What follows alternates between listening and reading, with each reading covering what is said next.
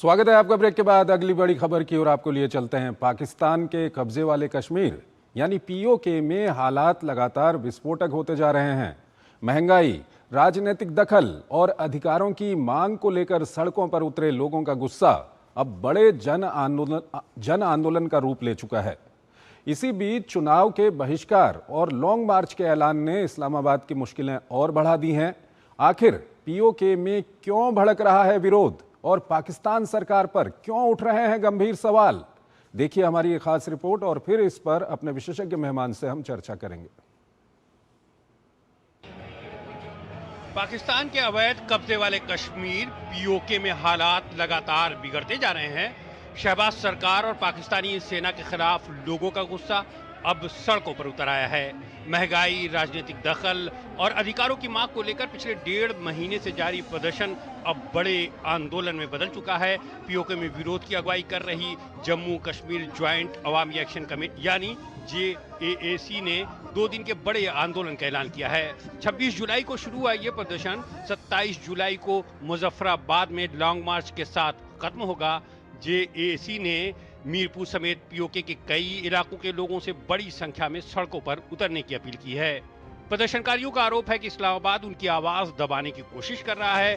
स्थानीय संगठनों का दावा है कि जून की शुरुआत से प्रदर्शनकारियों और सुरक्षा बलों के बीच हुई झड़पों में करीब 40 लोगों की मौत हो चुकी है। वहीं JAAC पर स्थानीय सरकार ने 5 जून को प्रतिबंध लगा दिया था। इसके बाद से ही इलाके में तनाव और विरोध प्रदर्शन जारी है। प्रदर्शनकारियों का आरोप है कि पाकिस्तान सरकार बल का प्रयोग के जरिए उनकी मांगों को दबाना चाहती है। हालांकि प्रदर्शनकारी अपनी मांगों को लेकर पीछे हटने को तैयार नहीं है। शुरुआत में JAAC की मांगे सस्ते आटे और बिजली तक सीमित थीं, लेकिन अब ये मांगे बढ़कर 38 हो गई हैं। यूं तो अवैध कब्जे वाले इलाके में चुनाव का कोई मतलब नहीं होता है, फिर भी पाकिस्तान चुनाव का ड्रामा करता रहता है। ऐसे में मीरपुर डिवीजन में 13 सीटों पर मतदान का कोई मतलब नहीं रह जाता है। JAAC और स्थानीय संगठनों का आरोप है कि इस्लामाबाद की सरकार स्थानीय लोगों का गला घोटकर अपनी मनपसंद की पार्टी को सत्ता में बैठा देती है। इससे स्पष्ट है कि पीओके की जनता व्यवहारिक तौर पर पाकिस्तान के निजाम को नकार चुकी है। वहीं पीओके को लेकर भारत अपना पक्ष लगातार दो टूक अंदाज में रख रहा है। कारगिल विजय दिवस पर रक्षा मंत्री राजनाथ सिंह ने स्पष्ट शब्दों में कहा कि पाकिस्तान के साथ वार्ता केवल पीओके को लेकर ही हो सकती है। इस बयान पर पाकिस्तान की बौखलाहट वहां के विदेश मंत्रालय के बयान में भी नजर आई। हद तो ये है कि बयान में अंग्रेजी भाषा तक टूटी फूटी थी, जिसे लेकर विश्व भर में पाकिस्तान की भट पिट रही है। SR तायल हमारे साथ जुड़े हुए हैं, फॉर्मर सीनियर डिप्लोमेट हैं, विदेशी मामलों के जानकार हैं। तायल साहब, ये पीओके में जो कुछ चल रहा है ये काफ़ी गंभीर हो चुका है। वहाँ पर लाखों की संख्या में लोग पाकिस्तान के खिलाफ खड़े हो गए हैं, क्या कुछ कहेंगे आप?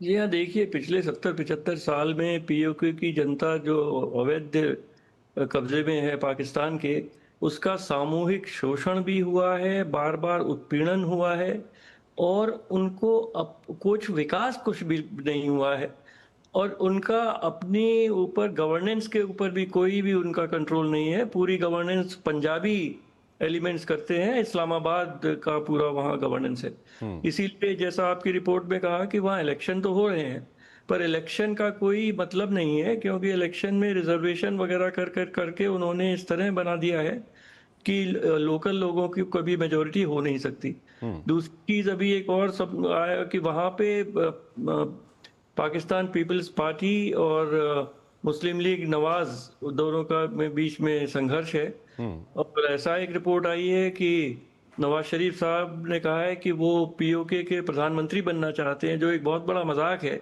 कि पाकिस्तान ऑक्युपाइड कश्मीर में पाकिस्तान के मतलब वो क्या सोच रहे हैं, क्या करना चाहते हैं। पर मोटी बात यह है कि पाकिस्तान ऑक्युपाइड कश्मीर के लोग इस समय बहुत ही उत्पीड़ित हैं, बहुत दुखी हैं। इतना बड़ा मार्च जो दुनिया ने देखा पिछले 1 महीने से जो चल रहा है, लाखों की संख्या में पूरे पाकिस्तान के ऑक्युपाइड कश्मीर के लोग मुजफ्फराबाद की तरफ मार्च कर रहे हैं और वो चाहते हैं कि वहाँ विकास हो। महंगाई बहुत अधिक बढ़ चुकी है, कोई आशा की किरण उन्हें नजर नहीं आती और पुलिस ने बहुत हजारों लोगों को अरेस्ट कर लिया है, 10 लोग वहाँ मर भी चुके हैं। 40 लोग मारे जा चुके हैं अभी तक।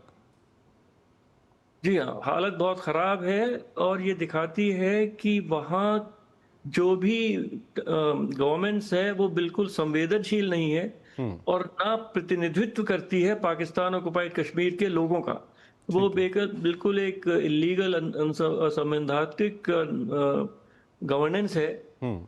और जैसा हमारे रक्षा मंत्री ने कहा कि वो पाकिस्तान ऑक्युपाइड कश्मीर भारत का हिस्सा है, अभिन्न हिस्सा है। और अगर पाकिस्तान से बात होगी तो केवल इसी पर होगी कि पाकिस्तान ऑक्युपाइड कश्मीर कैसे भारत में सर, इस सब के बीच जब वहाँ के जो लोग हैं वो देखते हैं कि इस तरफ कश्मीर में जोजिला टनल है उसका ब्रेक थ्रू हो रहा है और उनके यहाँ वो हालत हो रही है, तो क्या ये भी उनके ऊपर फर्क डालता है? मैं समझता हूँ कि ये अवश्य ही फ़र्क डालता है, क्योंकि देखिए ये एक सोशल मीडिया का ज़माना है, इंटरनेट का ज़माना है। तो उन्हें उस सरहद के उस पार, एलओसी के उस पार दिख रहा है कि भारत में हमारे union territory Jammu and Kashmir में किस तेज़ी से प्रगति हो रही है। नई-नई यूनिवर्सिटीज़ बन रही हैं। जोजिला टनल जो सबसे बड़ा रेल पहुँच गई है कश्मीर घाटी तक, जो किसी ने सोचा भी नहीं था। खूब इस बार एक्सपोर्ट्स वहाँ से खूब सेब का हो रहा है और वहाँ की जनता इस समय प्रगति की तरफ देख रही है। वहाँ के यंग लोग क्रिकेट में अच्छा कर रहे हैं। देखिए आईपीएल में खेल रहे हैं वहाँ के बच्चे। तो उनके लिए एक नया भारत में वो बहुत ही नए-नए अपनी एम्बिशंस को पूरा करने का रास्ता देख रहे हैं। और पाकिस्तान ऑक्युपाइड कश्मीर के लोगों को अवश्य लगता होगा कि हम वहाँ तो बहुत गरीबी भी है, मुफलिसी भी है, विकास भी नहीं है।